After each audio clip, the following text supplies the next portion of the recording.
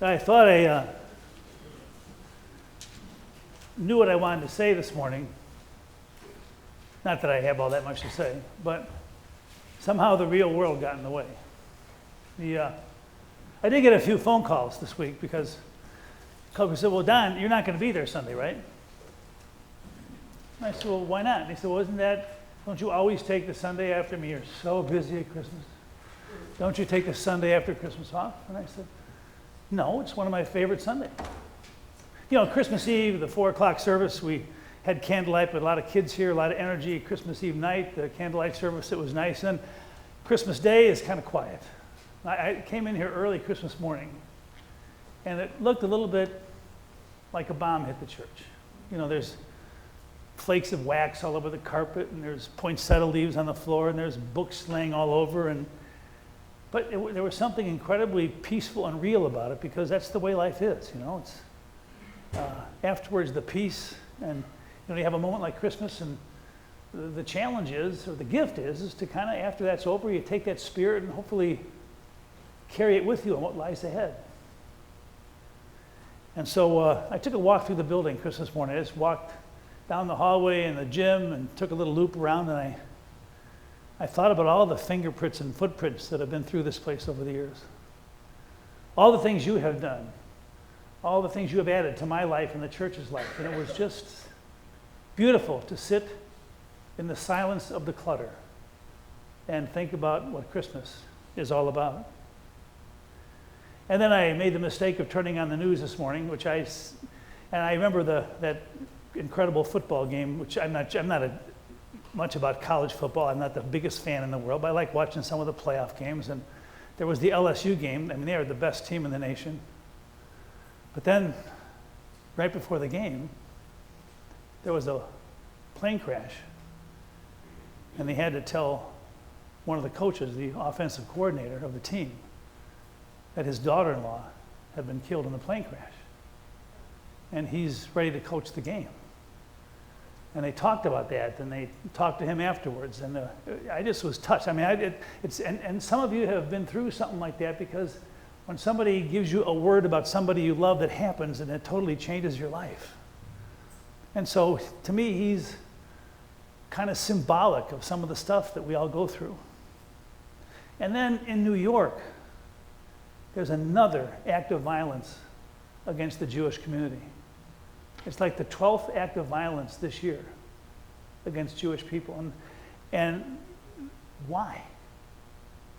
How can you invade somebody's sacredness and hurt somebody and take somebody's life and do that?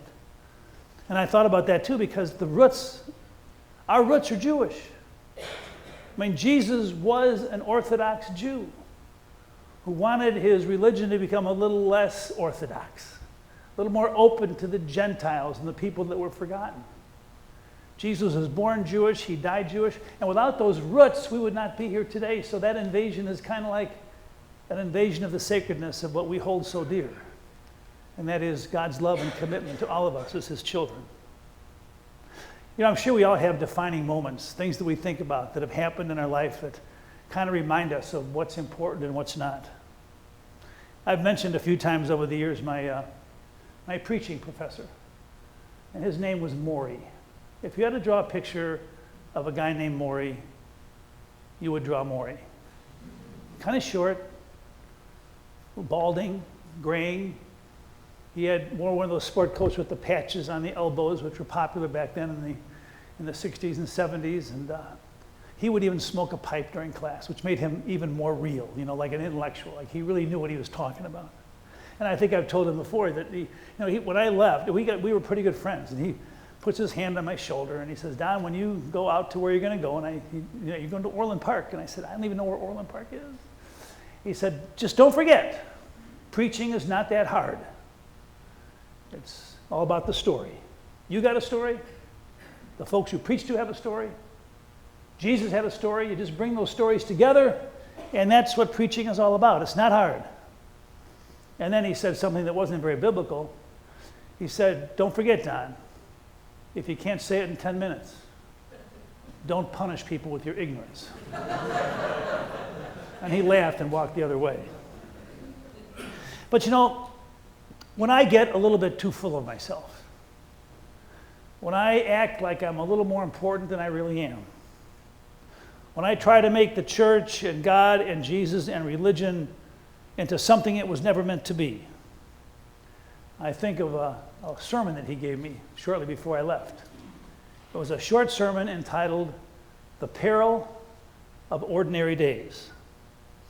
You know, we all have those moments in our life that are unordinary, where we somehow rise to the occasion and we somehow can feel God's presence a little deeper. Maybe it's when you lose a loved one. And during the funeral and the wake and in the aftermath, you have people surround you and they hold you up and you can feel the Spirit. Maybe it's a graduation or a baptism or Christmas Eve at the church with the candles. The magic of Christmas morning as a little child with the gifts under the tree. Maybe it's that vacation you've always dreamed about. And then when it's all over, the ordinariness of life begins to set in. The people are gone. The presents are unwrapped. You try to put your life back together because that person you love and depend on is no longer there. And that's when life becomes ordinary again. And sometimes in the ordinariness of daily life, maybe we don't feel God's Spirit like that. Maybe we wonder where God is. How do I get from one ordinary day to another ordinary day when I don't feel like the magic is still there? It's ironic, I came here early, and I always go home to make sure the coffee's on, make sure Q and Peggy are fine, and then I come back to church. And in the time that I was gone, somebody called the church and left a rather extended message. It's a lady who has not been here for 5 or 6 weeks. And obviously a little bit of that Lutheran guilt was setting in. And she left a message, which was a pretty long one, about why she hadn't been coming to church. And it was kind of interesting. I mean, she has a husband who is frail, and I hate to leave him alone on Sunday morning. She had some unexpected days where she had to take care of the grandkids. Boy, do we have a few of those sometimes, right? Her dog has not been well, and she had to go to the vet. And she was talking about all those things that prevented her from coming to church.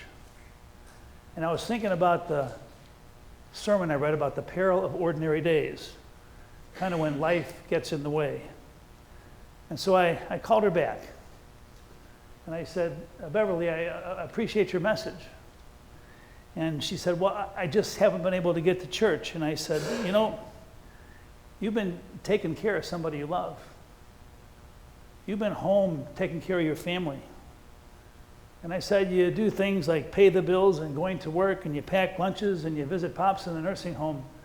And I said, "That's where God lives."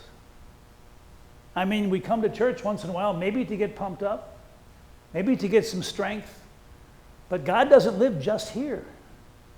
God lives in the middle of all those ordinary things that you have to do for those you love every day. Never apologize for doing that and not coming here, because that's not what life is all about.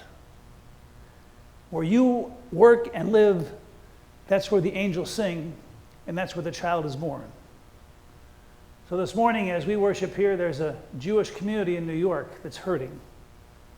There's a football coach whose most important game is no longer on the field. There's a lady having trouble getting to church on Sunday morning. And each one of us, as we walk out the door today, we're going to face a lot of days that may or may not be ordinary. And I realize in that ordinariness, Christmas is not just a season. It's a way of life and a spirit that we carry every day. Amen. If you're able to, please rise for the creed. It's on page 105.